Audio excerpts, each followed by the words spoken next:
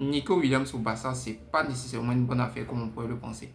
Je vous dis un peu ce que j'en pense dans la suite de la vidéo. Bonjour à tous les amis, j'espère que vous allez bien et que vous passez une bonne semaine. Chez moi, ça va, merci de demander. Alors, pour ceux qui ne connaissent pas encore la chaîne, cette chaîne s'appelle Aninho et elle parle de football, de Barça, de Real Madrid, de Liga de manière générale.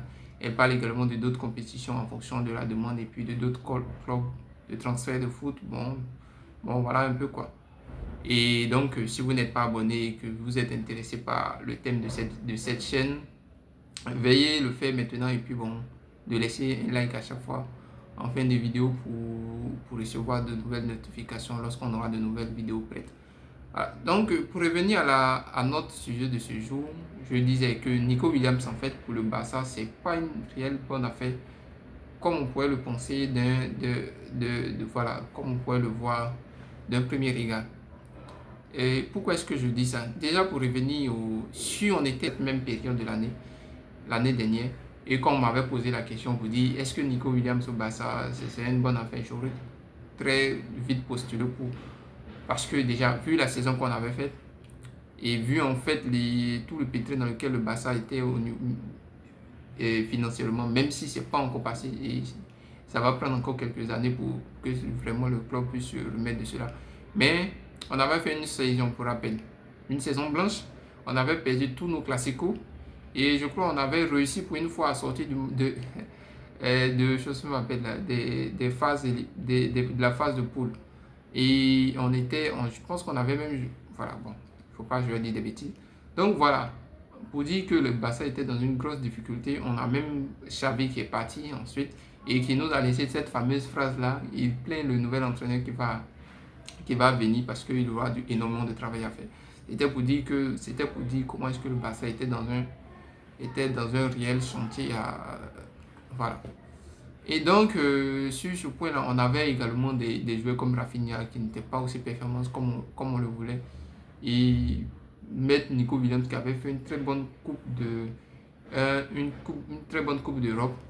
Et avec son duo, Lamine Yamal, on voyait de belles choses pour le Barça. Donc, à ce temps-là, quand on parlait de Nico Williams, franchement, on était tous passants pour le voir venir débarquer au club. Mais je ne sais pas si je vais dire heureusement que le transfert ne s'est pas fait et on a fait une saison plus digne plus digne comment est-ce que je dis, on a fait une très belle saison pour dire clairement, parce qu'on a tout remporté déjà au niveau national et bon, et en plus en Ligue des Champions on est allé jusqu'en demi-finale. Et quelle demi-finale qu'on a réussi à faire.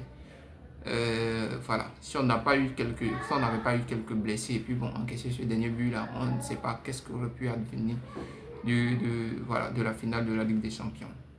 Donc voici un peu, voilà.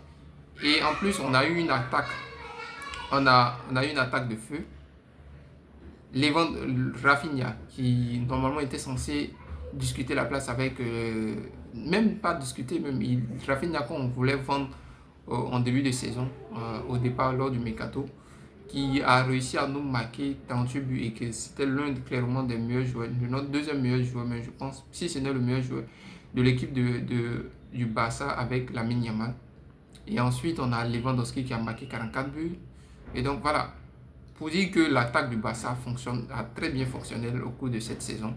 Et donc, venir déjà dans un premier temps, venir ajouter un autre joueur qui peut déséquilibrer cette attaque et puis bon, créer un peu de pression sur Rafinha, même si on pense que la concurrence c'est quelque chose de bien à différents clubs, à différents postes pour essayer de maintenir. Mais on sait que Rafinha c'est quelqu'un qui a eu à faire face à la pression, à la concurrence du moins, lors des années précédentes sous le Xavi. Et puis bon, on a vu ce que ça donnait. Il n'était pas vraiment dans le meilleur de sa forme. Et cette année où il a eu la pleine confiance de l'entraîneur, on a vu ce qu'il a donné avec ses 38 buts cette saison.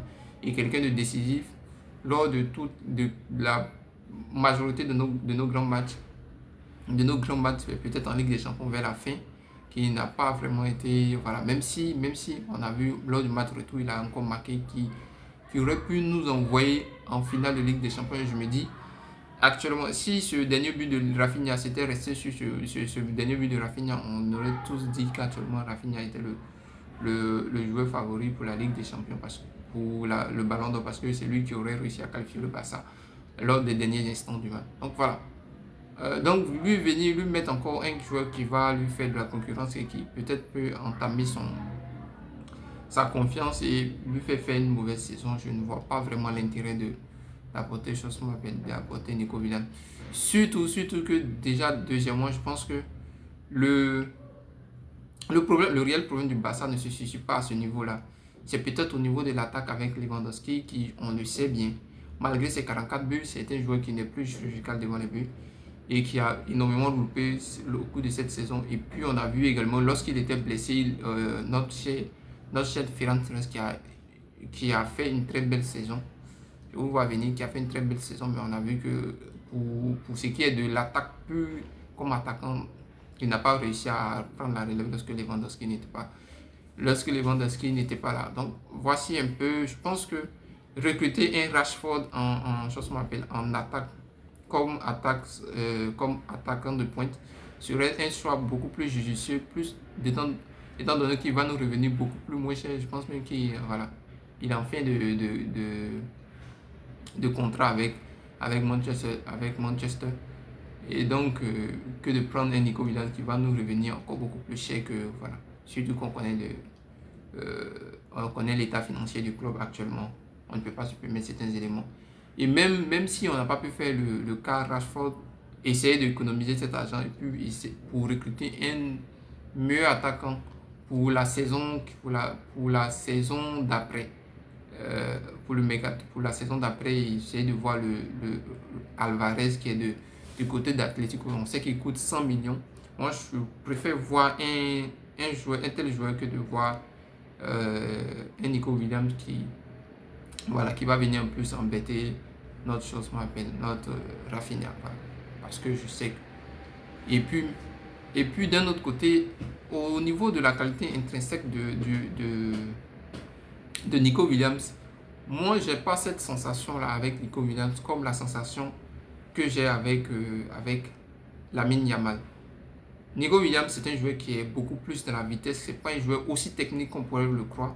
C'est un joueur qui élimine surtout par sa vitesse et puis par ses qualités physiques. Voilà. C'est pas un joueur qui, lorsqu'il va toucher la balle, tu vas penser qu'il va tout de suite éliminer son vis-à-vis. Voilà.